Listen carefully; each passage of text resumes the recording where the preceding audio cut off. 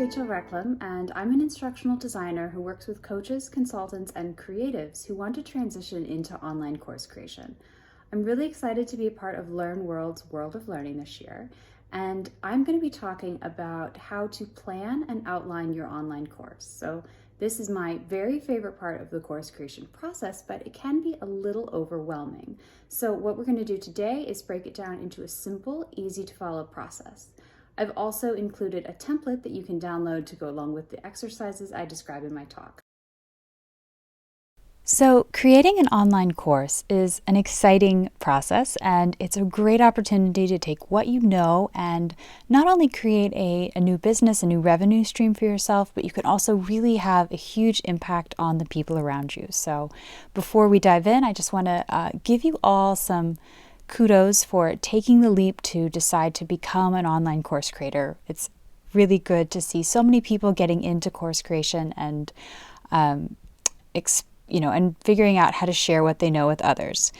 But as I mentioned, it can be kind of overwhelming at first, right? So a lot of people come to me wanting to create their online course, but I get the question of where do I start? And I usually think this comes from a place not of, not knowing what to say, but if anything, as a course creator, you might have just so many different directions you can go in because you're the expert in this field, right? You've been working in whatever your area of expertise is.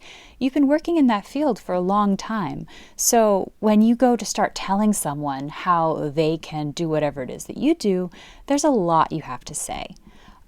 So in this talk today, I'm going to try to go through a planning and outlining process that helps give you some structure to your thoughts.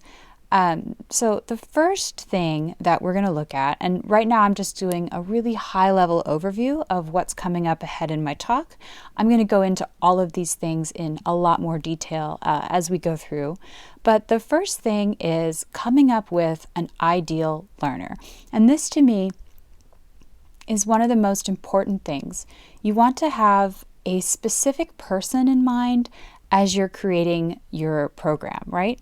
You want to know who that person is, what level they're at with your content, and what they want to get out of your program. And all the design decisions that you make about your course, they all start with this. So this to me is the most important thing to get right, the most important thing to figure out. So that's where we're going to start today with developing an ideal learner. The next thing is, and this is basically figuring out what type of course you want to create. Now, as I just mentioned, we start with the ideal learner because the type of course that you want to create, of course, it's going to depend on what that learner wants. But in this section of my presentation, I'm also going to talk about some of the big decisions that you as a course creator have to make about your course when it comes to your business model and how you're going to put your materials together. Next, thinking through content. So before we get into detailed outlining, we're going to do some high-level, big picture stuff about the content of your course. After that, we're going to take that work that you did in thinking through the content and transform it into a clear structure. And then that is really when we get into content development. So this last step, part 5, this is what you might typically think of as outlining. So as you can see, it comes at the end of this process after we've done a few other things. So with that, let's dive into a little bit more detail on this concept of an ideal learner avatar. Now, if you are in online business, you've likely heard of an ideal customer avatar. And this is basically the same thing, but just with a bit of a twist. Because we are specifically focused on online courses, we're thinking of a learner rather than just any customer. And when we start thinking about our ideal learner, we want to also take a step back and think about why we in general, so adult learners, why do we take online courses? It's always because we have some kind of a goal in mind. Now, this goal might be pretty simple. We might be looking for entertainment. We might just want to learn a new skill. The goal can also be huge. We can be looking to maybe start our own businesses or transform our entire mindset around food and nutrition, something like that. But there's always there's always an objective for taking a course. So as course creators, we want to have that objective in mind as we plan and design our content. So successful creators, just a tip, they are clear on who their course is for, right? So just to underscore the point, you want to know who is taking your course and why they are taking it. Another important topic here is knowing exactly who you're speaking to helps you have a course with some niche appeal. Even if you say, okay, Rachel, my topic is going to appeal to all sorts of people, well, that may be the case, but something about doing business online that I think is really important to recognize, especially if you are new to business, new to course creation, is one, it is a crowded marketplace. There's a lot of people out there. But two, the really powerful thing about online business is you can reach people anywhere. And that gives people the ability to pick and choose products that really feel customized and tailored exactly to their needs. So as an online course creator, this gives you one of the best marketing tools out there. Let's look at how this works. So let's say I'm a business coach and I want to make a class about growing your business. Okay, so I put out this program, Accelerate Your Business, thinking that I can appeal to anyone who's going to start a business. The problem with this is, okay, I want to do this, but so do tons of other business coaches. There are, and even not just business coaches, there are so many resources out there for people who want to start a business. So in this crowded marketplace, it's hard for my program to stand out. Now, let's look at another option. Look at this Layer Cake Academy. So this fictional example here, this is an online course specifically for people who want to grow their business making wedding cakes. Now, if I am 99% of the business owners out there, my business has nothing to do with baking cakes, I'm also going to look right past this. I know it's not for me. However, if I am a cake baker and I want to grow my business and I see a course like this, I'm going to look at this and say, yes, that's for me. That's what I need. And that reaction is what we want as course creators. That really helps you sell content. But in order to create a course that really appeals to your audience like this, you have to know who they are first. So that's another big part of why I always focus on the learner first. One other tip here about developing your ideal learner avatar is a lot of us as course creators, we are in effect speaking to our past selves. So you are speaking to the person that you were when you needed to learn the things that you now know. And you obviously, you know yourself pretty well. So if you approach your course this way of speaking to your past self, that's also a really powerful way to develop a great customer avatar. Included with my talk, I have a couple worksheets for you all in a packet. So just this first one here is an ideal learner avatar. You can use this to kind of start developing your ideas about who your course is for. There's a place you can either add or draw a picture, give them a name, age, describe their family life. But really down at the bottom here of the worksheet, those are the most important parts. You have the challenges and pain points for this person, their goals, and their values with regards to the topic that you're teaching. You want to spend some time on these fields and really figure out what makes them tick, why they want to learn about your topic. Now, in my online course, I do a full module about kind of how to do market research, but a short version of this is you can do great market research for this by listening and talking and engaging with people. So I always tell course creators that you should be active about engaging with your audience the entire time you're planning and developing your online course, because they really are going to tell you what the content needs to be. Another worksheet here is the transformation. So, as I mentioned, people always have a specific goal, right, for why they're taking an online course. So, the idea of creating transformation for people, getting them from a before to an after, to me, that's really the heart of planning your online course is you want to figure out what that transformation is. And basically all of the elements of that transformation that you write out in this worksheet, those are going to become the structure and module of your course. So this is another important place to spend some time. Really think through where the person is now, not just kind of with knowledge and skills, but also think about things like confidence level and mindset. And then after that, you can describe where they will be after completing your course. Okay, so that takes us to part 2. And this is where you are going to make some big decisions about your course.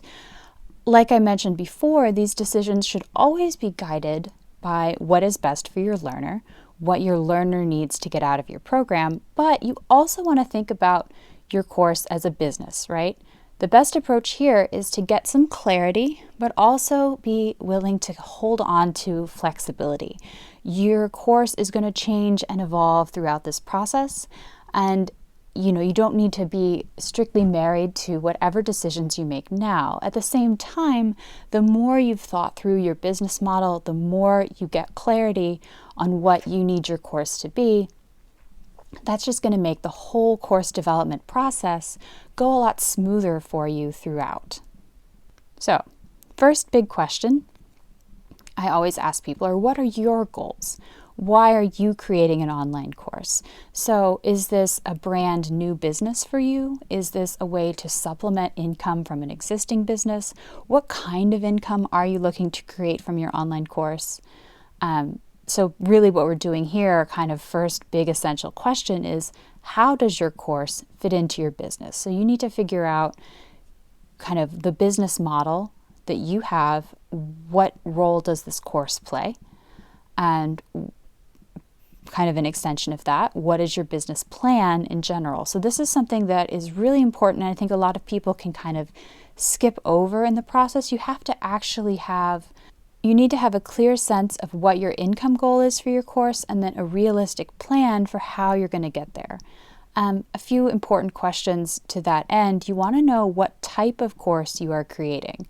There are basically 3 types of courses that I work on with for my clients. The first are kind of these starter programs, or MVPs, which in this case means minimum viable product.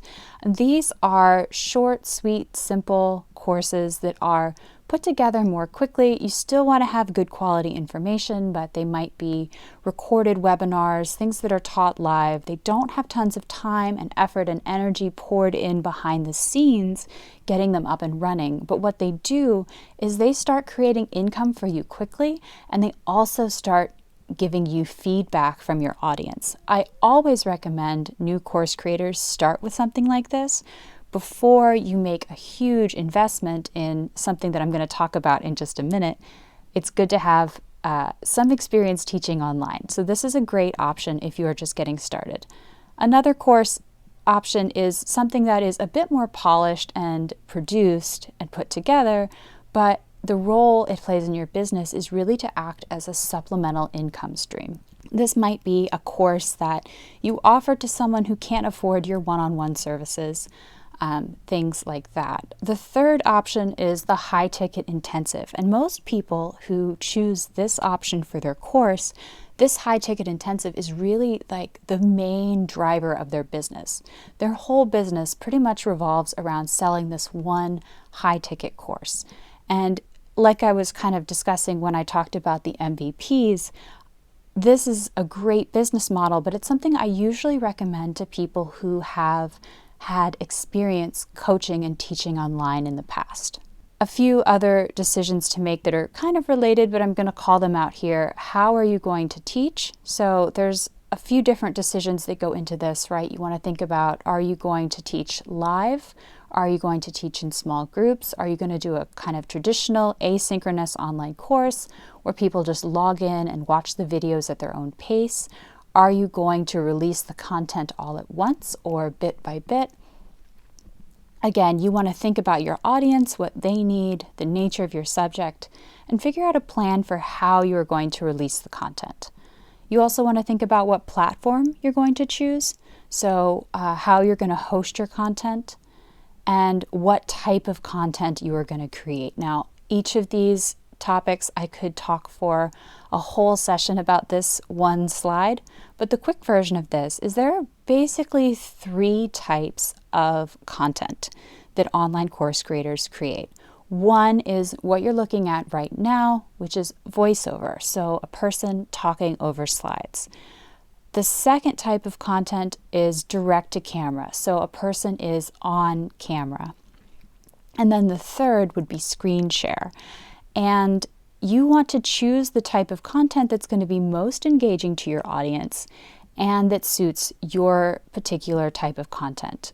If you are teaching something that is complicated or technical, that's often when I recommend using screen share because you have the visuals from your slides to back up what you're saying.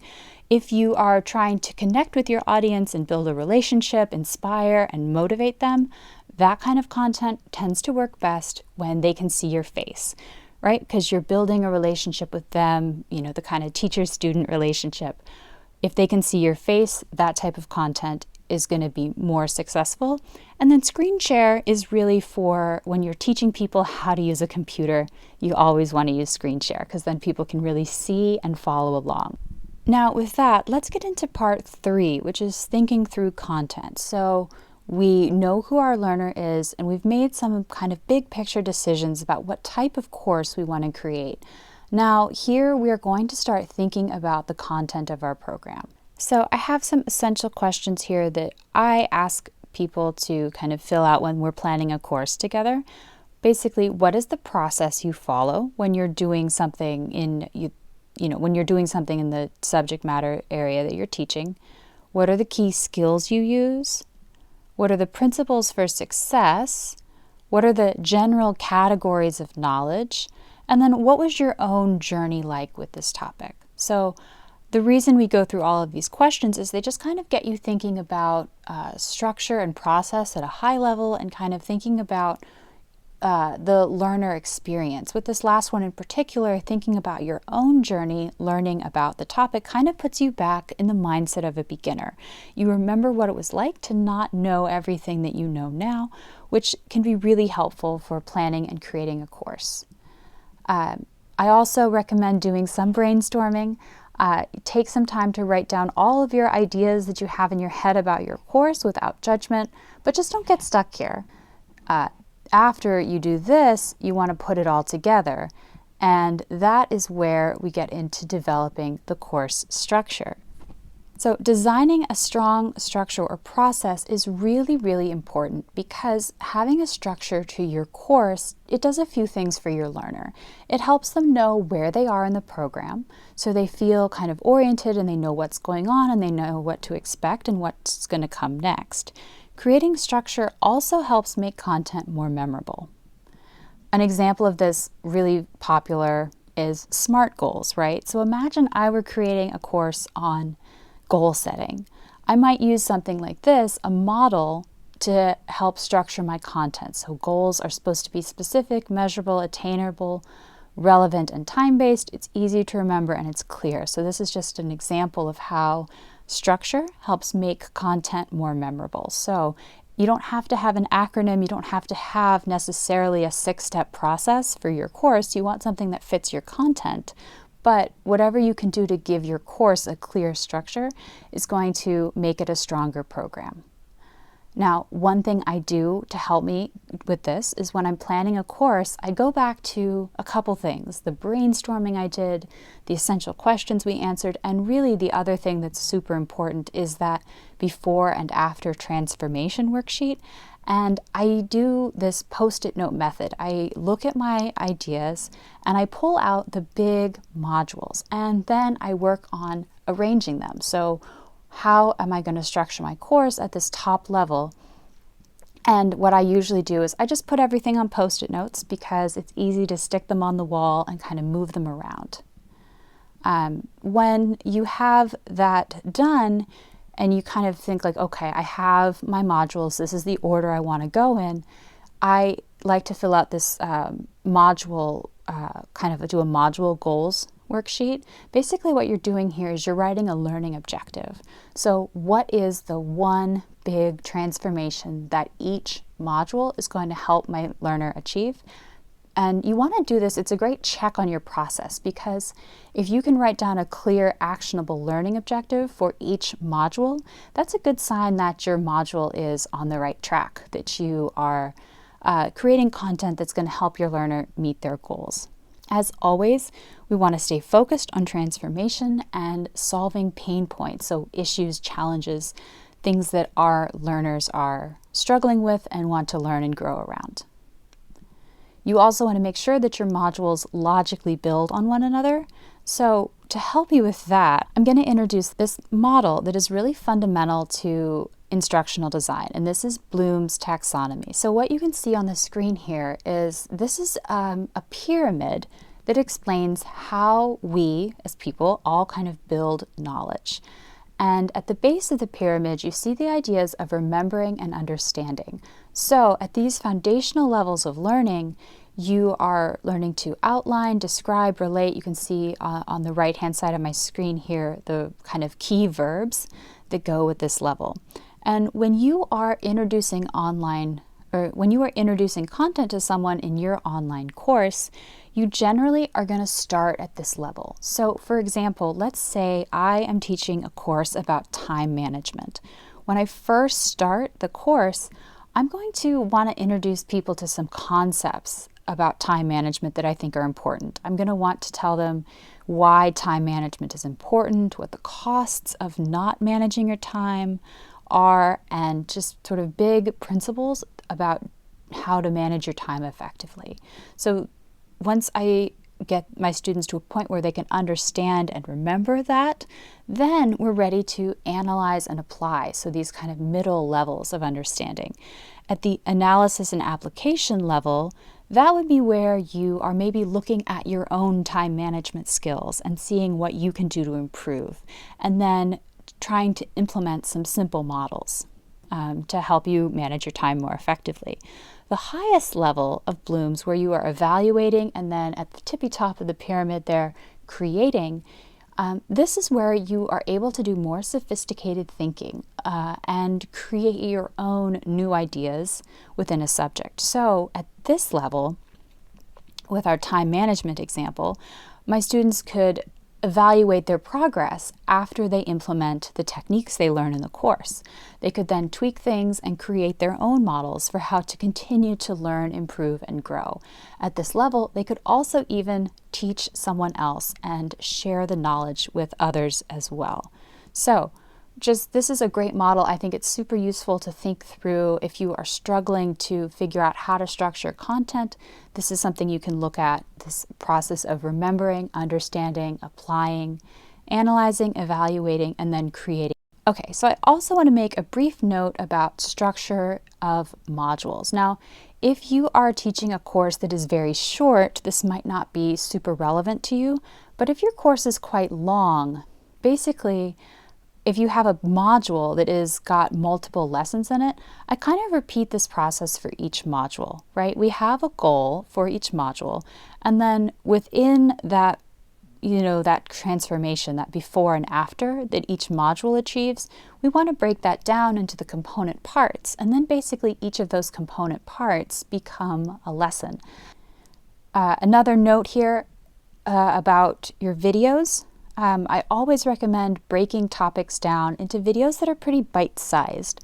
Generally in my courses, I like to do videos that are between 4 and 8 minutes long, just because that's kind of the sweet spot where you have enough time that you can share some meaty content, impart some good knowledge, but it's also not so long that it's overwhelming and easy for people to get distracted. Another example here, how the post-it note method might work for working on your content at the module level. You can see the teal notes that have been added below. Basically, you do the same thing. You write post-it notes for each lesson, and you can kind of move them around until you feel like you have a module that makes sense, just like we did for the modules, choosing the different modules that were going to go into the course. When it's time to fill in content, So we're going to brainstorm again, but now we're brainstorming everything that we want to include for each topic in our course. So rather than just doing one big brainstorm where we try to think of everything, now that we have this really strong structure in place, this is where I recommend doing more brainstorming, trying to figure out what all needs to go into each lesson or module, whatever you're calling them for your course. Now, after you have finished this brainstorm, it's time to start transitioning your material from these notes and ideas into content. And I basically have two methods that I use to do this. One, I might do a structured outline just kind of in a Word document. I have a table here that's broken down into the topic and then each slide that I'm going to talk about, and then I kind of include notes here. But what I do most often is I actually work directly in PowerPoint. The reason I like doing this is PowerPoint kind of works just like the Post-it note method. It's really easy to create the slide and drag it around as you're kind of rearranging things in your course. Now that basically takes us to the end of the outlining process. We've gone all the way from thinking about the learner and figuring out the structure for our course and really filling in the details of the outline.